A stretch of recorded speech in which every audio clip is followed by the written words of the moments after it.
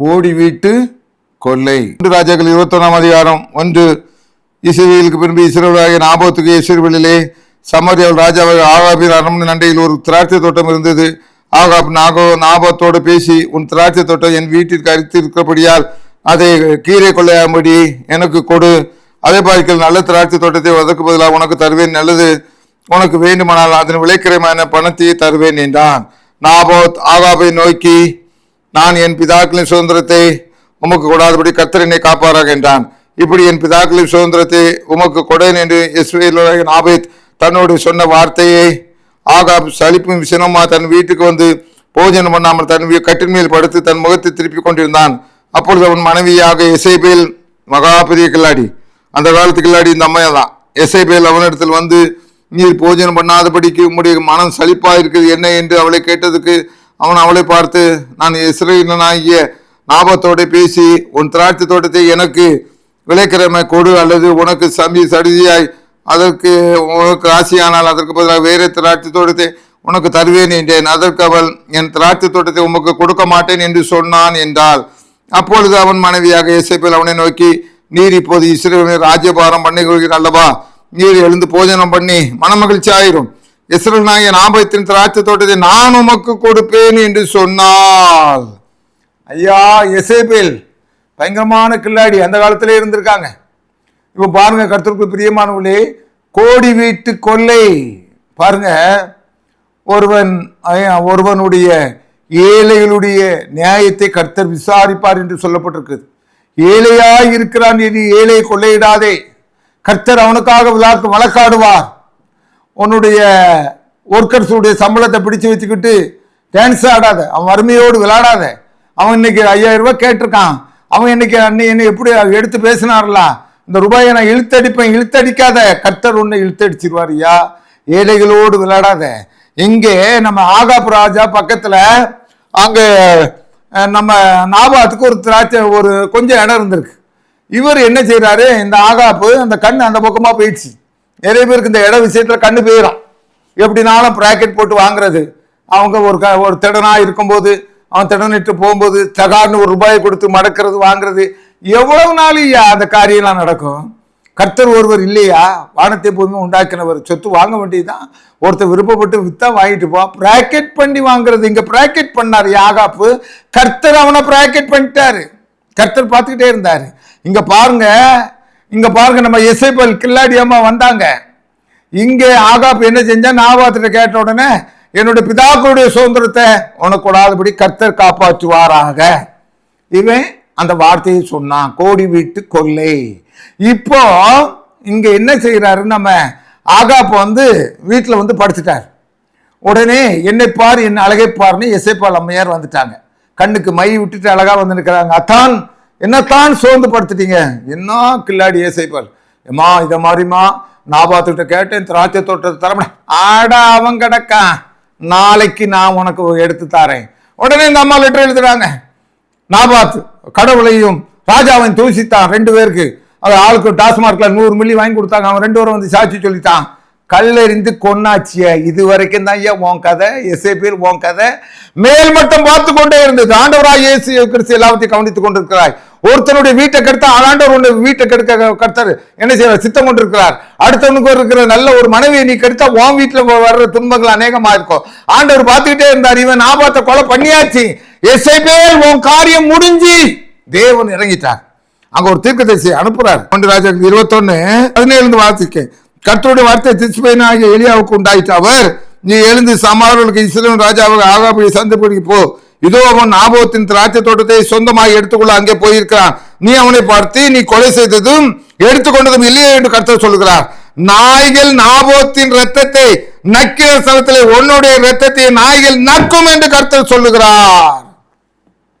கோடி வீட்டு கொள்ளையா, நீ கொள்ளையிட்டு முடித்த பின்பு நீ கொள்ளையிடப்படுவாய்.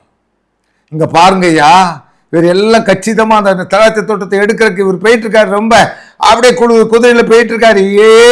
ஆகாப்பே, உனக்கு சுவாசத்தை கொடுத்தது யாரியா?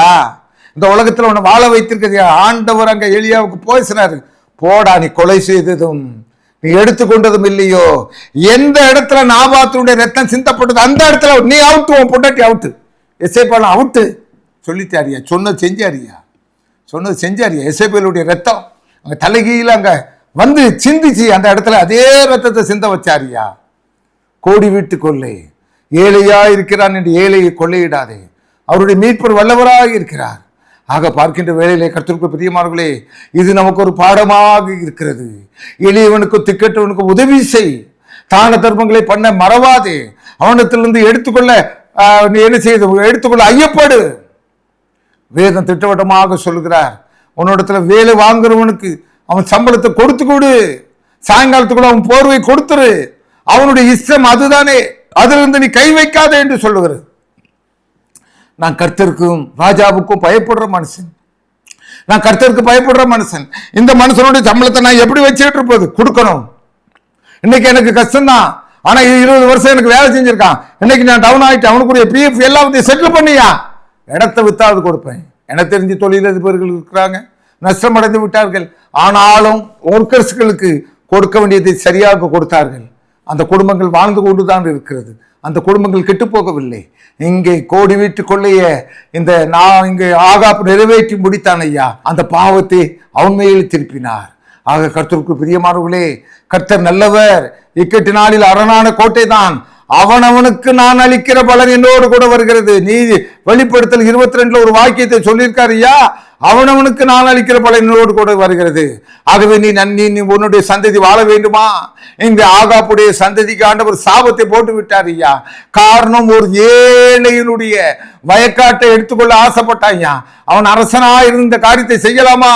அவனுடைய மனைவியினுடைய வார்த்தைக்கு அவன் செவி கொடுக்கலாமா? வேதத்திலே சொல்லுகிறது, ஆகாப்பை மாறி தன்னுடைய மனைவியினுடைய வார்த்தைக்கு செவி கொடுத்தவன், தன்னை விற்று போட்டவன் ஒருவனும் இல்லை என்று சொல்லுகிறது. என்னத்தை வாழ்ந்ததும் முடிந்துச்சு, அவனோடு வாழ்க்கை முடிந்து போகவில்லையா? பெண்மணியினுடைய ரத்தத்தை நாய்கள் நக்கவில்லையா? ஆக கர்த்தருக்குள் பிரியமானவர்களே, தேவன் ஒருவர் இருக்கிறார், இயேசு அன்பானவர் தான். இயேசு அல்பாவும் உபேகமும் ஆதி மந்தமா இருக்கிறார். ஆனால் உன்னுடைய செய்கைக்கு தக்கதான பலன் உனக்கு உண்டு, என்னுடைய செய்கைகளுக்கு தக்கதான பலன் உண்டு. கர்த்தர் எல்லாவற்றையும் கவனித்துக் கொண்டிருக்கிறார். கர்த்தர் மரித்த உயிரோடு ஏன் இருக்கிறார்? உன் பக்கத்தில் இருந்து கொண்டிருக்கிறார். உன்னுடைய கிராமத்தில் நடக்கிற சம்பவங்கள் அவருக்கு தெரியும், உன் குடும்பத்தில் நடக்கிற காரியங்கள் அவருக்கு தெரியும். கர்த்தர் எல்லாவற்றையும் அதனதின் காலத்திலே வந்து செய்வார். தெய்வம் ஆண்டவராகிய இயேசு கிறிஸ்து ஒரு நாளும் நீதியை பொருளை விடவே மாட்டார், நீதியை பொருளை விடவே மாட்டார்.